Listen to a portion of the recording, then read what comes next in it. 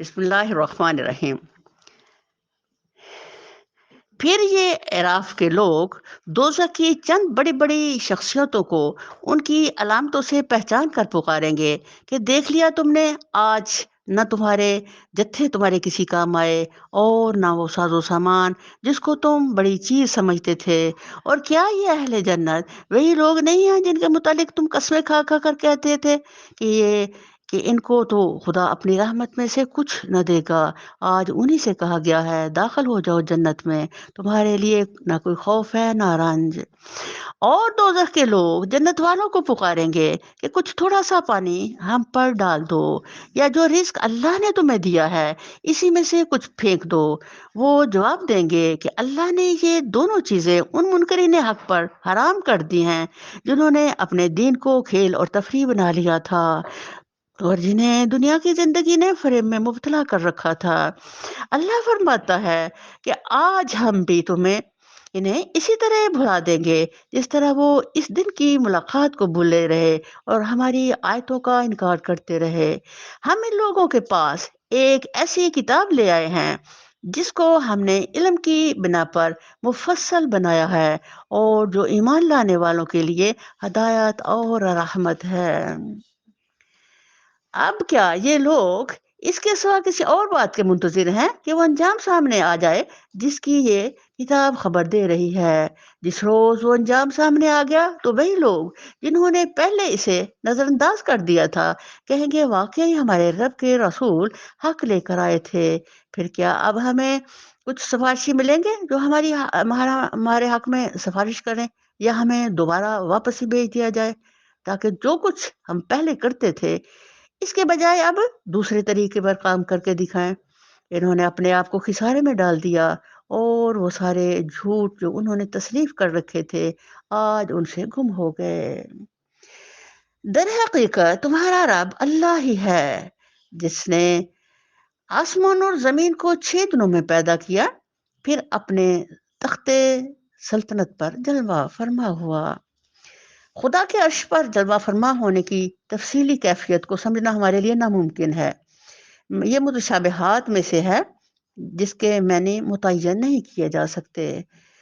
یہ دو چیزیں ہیں نا، ایک ہم دیکھ رہے ہیں جو نہیں دیکھ رہے، یہ ان میں ہے۔ جیسے ہم اللہ کو کا کوئی کنسپٹ تصور اور وہ چیز نہیں دے سکتے، اللہ ہمارا رب ہے، اللہ نور السماوات والارض، یہی ہمارا کنسپٹ ہے۔ اسی طرح اللہ کا تخت پر جلوہ فرما ہونا جو ہے، جو بھی اللہ ہی جانتا ہے۔ جو رات کو دن پر ڈھانک دیتا ہے اور پھر دن رات کے پیچھے دوڑا چلاتا ہے، جس نے سورج اور چاند اور تارے پیدا کیے، سب اس کے فرما کے تابع ہیں۔ خبردار رہو، اسی کی خلق ہے اور اسی کا امر ہے۔ بڑا بابرکت ہے اللہ سارے جہانوں کا مالک و پروردگار۔ اپنے رب کو پکارو گڑ گڑاتے ہوئے اور چھپ کے، یقیناً وہ حد سے گزرنے والوں کو پسند نہیں کرتا۔ زمین میں فساد برپا نہ کرو جب کہ اس کی اصلاح ہو چکی ہے، اور خدا ہی کو پکارو خوف کے ساتھ اور طمع کے ساتھ، یقیناً اللہ کی رحمت نیک کردار لوگوں کے سے قریب ہے۔ اب سبحان اللہ، اوپر اللہ نے رات اور دن بتایا، اس میں یہ اشارہ ہے کہ تاریکی میں ڈوبا ہوا انسان جب نبی کریم صلی اللہ علیہ وسلم تشریف لائے تو دن نکل آیا۔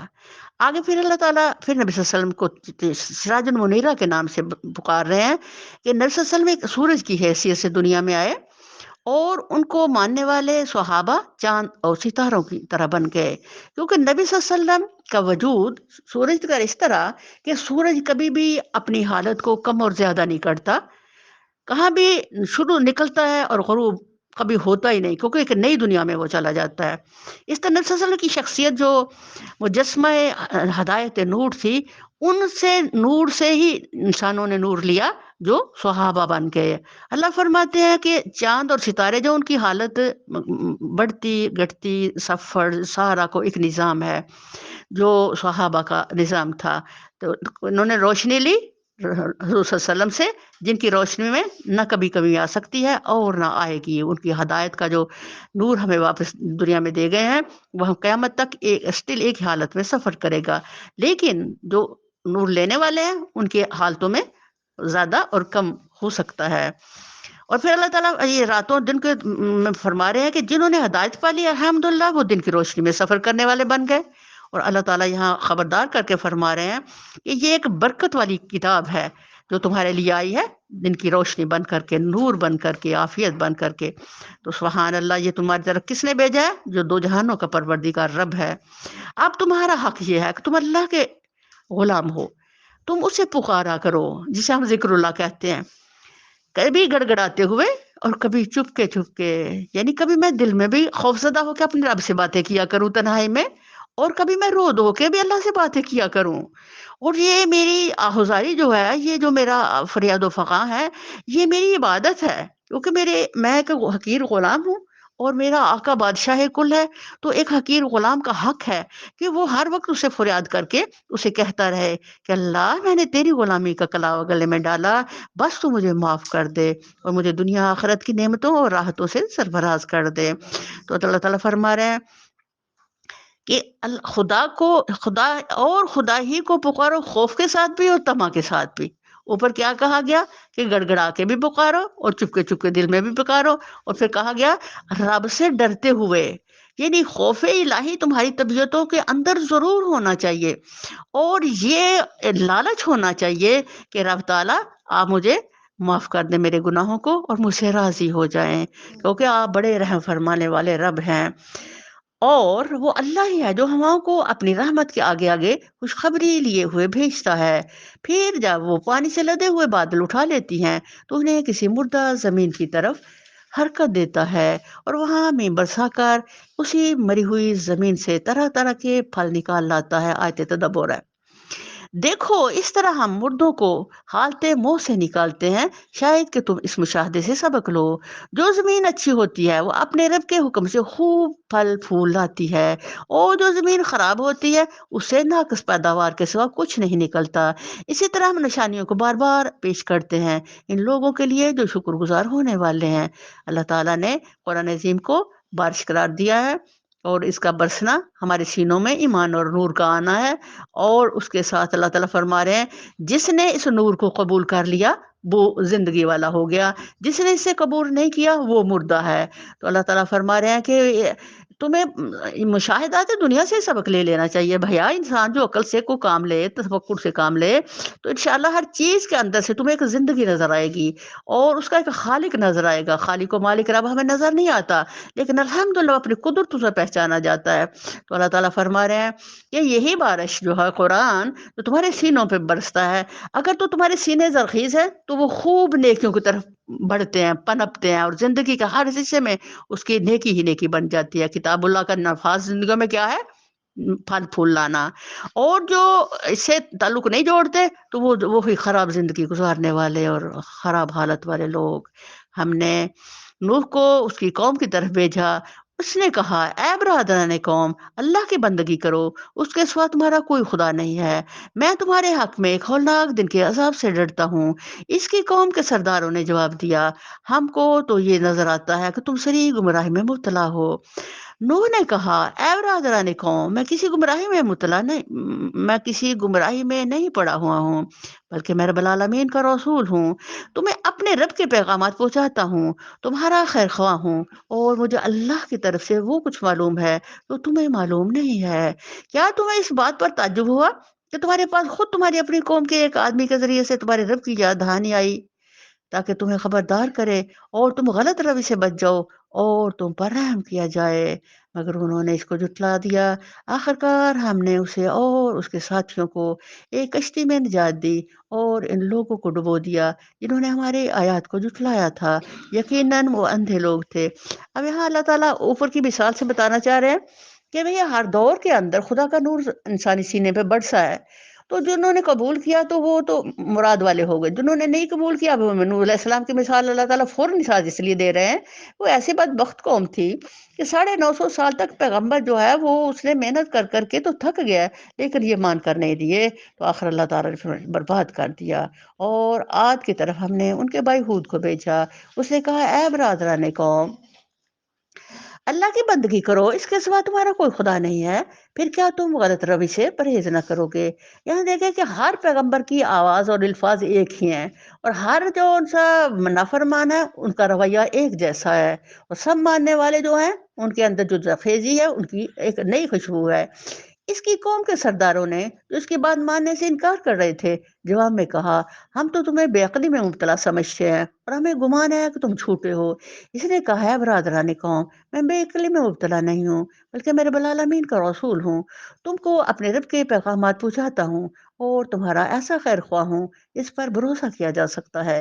क्या तुम्हें इस बात पर ताज्जुब हुआ कि तुम्हारे पास खुद तुम्हारी अपनी कौम के एक आदमी के जरिए से तुम्हारे रब की याद दहानी आई, ताकि वो तुम्हें खबरदार करे।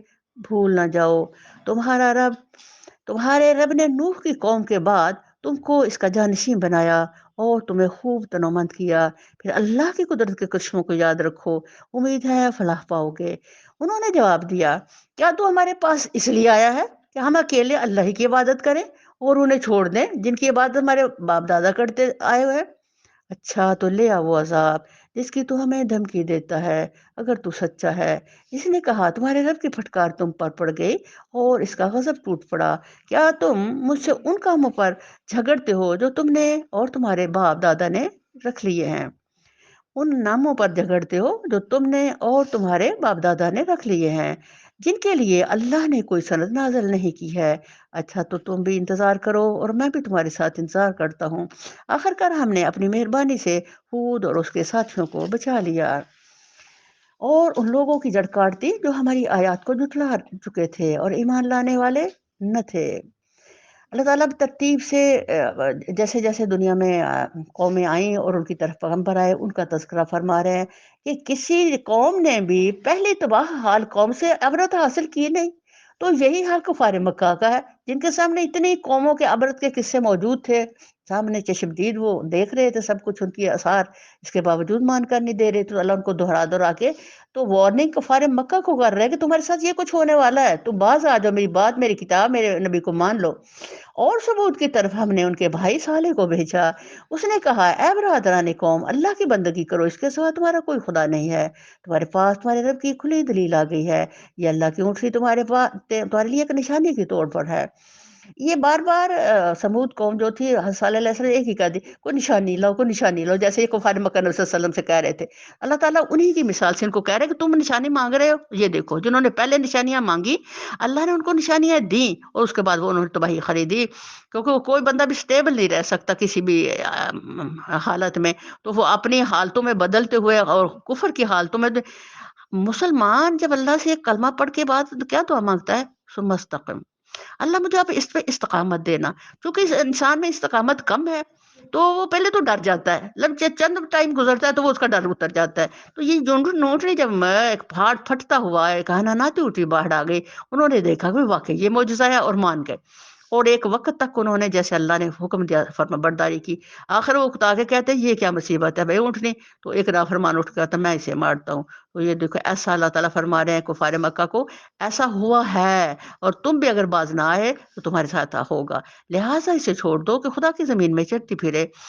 इसको किसी बुरे इरादे से हाथ न लगाना, वरना एक दर्दनाक अज़ाब तुम्हें आ लेगा। याद करो वो वक़्त जब अल्लाह ने कौम आद के बाद तुम्हें उनका जानशी बनाया और तुमको ज़मीन में ये मंज़िलत बख्शी कि आज तुम इसके हमवार मैदानों में आलीशान महल बनाते और इसके पहाड़ों को मकानात की शक्ल में तराशते हो। बस इसकी कुदरत की करशों से गाफिल ना हो जाओ और ज़मीन में फ़साद बर्पा ना करो। अब ये जो कौम थी, ये इतनी ज़हीन व फ़तीन, इतने ये लोग जवान और मजबूत थे और इतना हुनर था इनके अंदर कि पहाड़ों को तराश करके तो उनके अंदर महल बनाते और कहते कौन अब हमें मार सकता है। तो अल्लाह ताला ने उनके इस तकब्बुर पर उसको ऐसे मारा कि उनको उठा उठा के जो इतनी इतनी बड़ी लाशें थी कराया हवाओं ने और उनकी खोपड़ियां उतर के गिर गई। तो अल्लाह कहते हैं वो ऐसे जमीन पे पड़े हुए थे जैसे खजूर के तने जो ज़मीन से उखा के फेंक दिए गए हों। और जो उनके महल्लात थे, उनको किसी हवा ने टच तक नहीं किया, बल्कि आज तक सदियाँ गुज़र गई हैं। वो उनके जो बारीक किंगरे उन्होंने बनाए हुए थे पिलर्स के, वो अभी भी वैसे के वैसे मौजूद हैं। उसकी कौम के सरदारों ने जो बड़े बने हुए थे, कमज़ोर तबका के उन लोगों से जो ईमान ले आए थे, कहा, "क्या तुम वाक़ई ये जानते हो कि सालेह अपने रब का पैगंबर है?" उन्होंने जवाब दिया, "बेशक, जिस पैगाम के साथ वो भेजा गया है, उसे हम मानते हैं।" उन बढ़ाई के मदइयों ने कहा, "जिस चीज़ को तुमने माना है, हम इसके मुनकिर हैं।" फिर उन्होंने इस ऊँटनी को मार डाला और पूरे तमर्रुद के साथ अपने रब के हुक्म की खिलाफ वर्जी कर गुज़रे। अब ये देखो, उस बंदे को एक बंदे ने मारा था ऊँटनी को, लेकिन अल्लाह कह रहे हैं कि उन्होंने मार डाला, क्योंकि उसके मारने में लोगों की हमायत थी। तभी वो कहते, "मैं उठता हूँ, मैं मारता हूँ, क्या है? मैं इसके कोचे काटता हूँ।" कोचे काटे, वो गिरी और मर गई। तो अल्लाह ताला ने अब जुर्म करने वाले और हमायतियों सबका तज़किरा इकट्ठा किया और सबको इकट्ठी फिर सज़ा हुई, और पूरे तमर्रुद के साथ अपने रब के हुक्म की खिलाफवर्जी कर गुज़रे और साले से कह दिया, "ले आ वो अज़ाब जिसकी तू हमें धमकी देता है, अगर तू वाक़ई पैगंबरों में से है।" आखिरकार एक दहला देने वाली आफत ने इन्हें आ लिया और अपने घरों में बूंदे पड़े के पड़े रह गए। और साले ये कहता हुआ उन बस्तियों से निकल गया, ऐ मेरी कौम, मैंने अपने रब का पैगाम तुझे पहुंचा दिया और मैंने तेरी बहुत खैर ख्वाही की, मगर मैं क्या करूं कि तुझे अपने खैर ख्वाह पसंद ही नहीं है। और लूत को हमने पैगंबर बनाकर भेजा। फिर याद करो जब इसने अपनी कौम से कहा, क्या तुम ऐसे बेहया हो गए हो कि वो फोश काम करते हो जो तुमसे पहले दुनिया की किसी जो तुमसे पहले दुनिया में किसी ने नहीं किया। तुम औरतों को छोड़कर मर्दों से अपनी शहवत पूरी करते हो। हकीकत यह है कि तुम बिल्कुल ही हद से गुजर जाने वाले लोगों में हो। मगर इसकी कौम का जवाब इसके साथ कुछ ना था कि निकालो इन लोगों को अपनी बस्तियों से, बड़े पाकबाज बनते हैं ये। आखिरकार हमने लूत और इसके घर वालों को बजूस उसकी बीवी के जो पीछे रह जाने वालों में थी बचाकर निकाल दिया और इस कौम पर बरसाई एक बारिश। फिर देखो उन मुजरमों का क्या अंजाम हुआ। नबी करीम सल्लल्लाहु अलैहि वसल्लम ने फरमाया, कौम लूत की सबसे खराब आदत ये थी कि राह चलतों पर आवाजें कसते, कंकर पत्थर फेंकते, सीटियां बजाते, कबूतरबाजी करते, नंगे हो जाते, राह चलते लोगों को लूटते, मर्दों के पास शहवत रानी के लिए जाते, औरतें मर्दों के से लिबास पहनती, कुफ्रो अनाद और सरकशी और हठधर्मी में यहाँ तक बड़ी हुई थी कि नबी के समझाने पर कहने लगे, जा जा, बस नसीहत छोड़, जिन अजाबों से डरा रहा है ले आ, अगर तू सच्चा है। इन्ना लिल्लाहि व इन्ना इलैहि राजिऊन। और मदियन वालों की तरफ हमने इनके भाई शुएब को भेजा। इसने कहा, बरादरान कौम, अल्लाह की बंदगी करो, इसके सिवा तुम्हारा कोई खुदा नहीं है। तुम्हारे पास तुम्हारे रब की साफ रहनुमाई आ गई है, लिहाजा वजन और पैमाने पूरे करो, लोगों को उनकी चीजों में घाटा न दो और जमीन में फसाद बर्पा न करो जबकि इसकी इस्लाह हो चुकी हो। इसी में तुम्हारी भलाई है अगर तुम वाकई मोमिन हो और जिंदगी के हर रास्ता पर राहजन बनकर ना बैठ जाओ कि लोगों को खौफजदा करने और ईमान लाने वालों को खुदा के रास्ते से रोकने लगो और सीधी राह को टेढ़ा करने के दर पे हो जाओ। अब देखो, रास्तों रास्तों का जिक्र आ रहा है।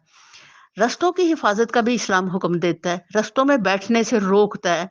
तो जब सहाबा ने कहा कि नबी सल्लल्लाहु अलैहि वसल्लम, ये बाज़ औक़ात मजबूरी पे बैठना ही पड़ जाए, तो प्यारे नबी ने फरमाया कि फिर रस्सों का हक अदा करो। यानी तुम्हारा रास्ते में बैठना किसी को नुकसान ना दे। और एक्चुअल जो चीज़ ज़िंदगी की है तय्युन, वो रास्ता ही है। मैं सिरात मुस्तकीम से हमने बात शुरू की कि अल्लाह हमें सीधा रास्ता दे। तो जो ये सीधा रास्ता है, इसकी हिफाजत के लिए पूरा टाइम ही हमको एक फ़िक्र में रहना है। तो अल्लाह ताला फरमा रहे हैं कि टेढ़े रास्ते भी दुनिया में हैं। याद करो वो ज़माना जबकि तुम थोड़े थे, फिर अल्लाह ने तुम्हें बहुत कर दिया। और आँखें खोल कर देखो कि दुनिया में मुफ्तों का क्या अंजाम हुआ। अगर तुम में से एक गिरोह उस तालीम पर जिसके साथ मैं भेजा गया हूँ ईमान लाता है और दूसरा ईमान नहीं लाता, तो सब्र के साथ देखते रहो यहाँ तक कि अल्लाह हमारे दरमियान फैसला कर दे, और वही सबसे बेहतर फैसला करने वाला है। वमा अलैना इल्लल बलाग।